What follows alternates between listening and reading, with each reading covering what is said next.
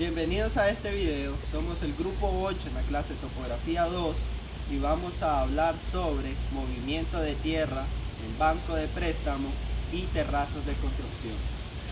En el mundo de la ingeniería civil es frecuente la necesidad de hacer movimientos de tierras para acondicionar el terreno en el cual se va a trabajar, ya que casi nunca presta las condiciones necesarias para el comienzo de la obra. Son diversas las aplicaciones del movimiento de tierra, esto en función del tipo de trabajo que se va a realizar. Este proceso es indispensable en la ejecución de toda obra civil. El movimiento de tierra son actividades constructivas muy frecuentes en la ejecución vial, social e industrial.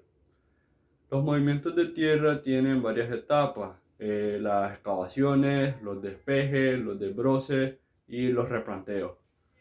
Llamamos movimiento de tierra a todas aquellas acciones que se realizan en un terreno antes de la ejecución de una obra. Estos se realizan mayormente con maquinaria especializada o bien, si son de pequeña dimensión, se pueden realizar de forma manual. Antes de hacer un movimiento de tierra, se debe hacer un despeje del terreno de rocas, desperdicios, entre otros materiales que se encuentran. También tenemos que tomar en cuenta de hacer un replanteo para que nuestra maquinaria pueda acceder a su zona de ejecución de la obra. En el movimiento de tierra tenemos tres tipos de excavaciones. Estas se hacen de forma manual o mecánica y se hacen también con el fin de que el terreno alcance el nivel del plano de arranque. Dentro de ella tenemos las excavaciones de desmonte, que consiste en quitar tierra que hay por encima de la rasante. Tenemos las excavaciones de vaciado, que consiste en quitar tierra ya que necesitamos llegar al plano de arranque de la construcción, es decir, que esto se encuentra por debajo de la rasante.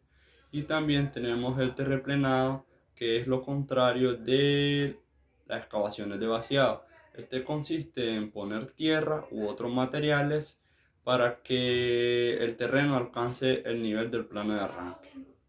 Generalidades. Los movimientos de tierra son aquellas acciones que realiza el hombre para variar o modificar la topografía de un área, faja o zona con vista a adaptar al proyecto previamente confeccionado, generalmente de forma mecanizada mediante el empleo de maquinaria diseñada especialmente con esta finalidad. En esto se pueden clasificar en conformaciones. En esto no se produce una modificación sustancial de la topografía. Generalmente se evitan cambios bruscos, que no existan oquedades, riscos, barrancos, etc., que dificulten o pongan en peligro la vida de las personas. Explanaciones. En estas sí ocurren grandes modificaciones de la topografía, lo cual conlleva al movimiento de grandes volúmenes de tierra, corte y relleno, terraplenes y terrazas, empleando materiales de relleno, generalmente usando suelos naturales de calidad adecuada. Escollera, estructuras formadas por rocas, granulometría uniforme y de gran tamaño de las ET. Pedraplenes, estructura mixta formada por rocas, granulometría distribuida y suelo seleccionado en una estructura de esqueleto resistente. Se entiende como banco de préstamos a los yacimientos de sustancias minerales y rocas no metálicos, los cuales están compuestos por material consolidado y no consolidado, cuyo uso está designado para las construcciones de obras civiles.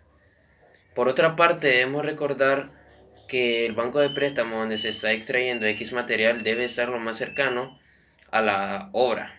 1. Para que el acarreo sea constante y 2.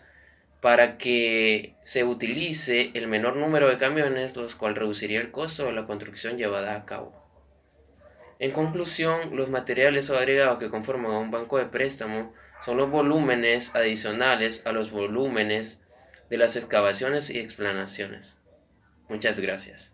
Con respecto a la explotación de bancos de préstamo, esto ya sea en terrenos llanos, terrenos semiplanos, es considerable cavar fosa o abrir zanja para determinar el análisis del material existente. En el caso de colina o terreno accidentado, es necesario hacer corte o excavaciones a profundidad para determinar dicho análisis. ¿Con qué objetivo o con qué finalidad? Con el objetivo de evaluar el control de calidad y características en base a las normas establecidas, para así determinar la utilidad que se le va a dar en el proceso constructivo. Con respecto a sus localizaciones, esto va a depender de un recorrido previo para visualizar la área más cercana a la obra que se desea elaborar, con la finalidad de determinar la cantidad del material de banco y así facilitar su traslado. Bueno, las terrazas de construcción podemos decir de que son explanadas o rasantes, las cuales se forman por medios mecánicos y sirven de cimientos para la construcción de obras principales, ya sean de tipo superficial. Existen tres tipos de terrazas, en los cuales tenemos las terrazas angostas, las terrazas de banco y las terrazas individuales. Las terrazas angostas son plataformas continuas de base angosta trazadas transversalmente a la pendiente del terreno. Normalmente estas terrazas se pueden construir con bulldozer o también se pueden construir con arado. Incluso se pueden construir de manera manual o de manera combinada. Luego tenemos lo que son las terrazas individuales. Las terrazas individuales son pequeñas plataformas circulares o redondas que consisten en un corte y un relleno, pero no son continuas. Estas terrazas se utilizan más que todo para la plantación de árboles frutales o árboles forestales. Tenemos por último lo que son las terrazas de banco. Las terrazas de banco son plataformas o bancos escalonados continuos transversalmente a la pendiente del terreno. Podemos decir que el ancho que poseen varía según la pendiente y la profundidad que pueda tener el terreno. Como último, podemos decir de que el proceso de construcción para una terraza de banco es el siguiente. Primero tendríamos que determinar la pendiente que posee el terreno. Luego tenemos el trazo y la marcación de las curvas de nivel. Luego tendríamos el retiro de la capa arable, lo cual se remueve y se coloca en la franja continua a la capa arable. Gracias. Construcción de una terraza.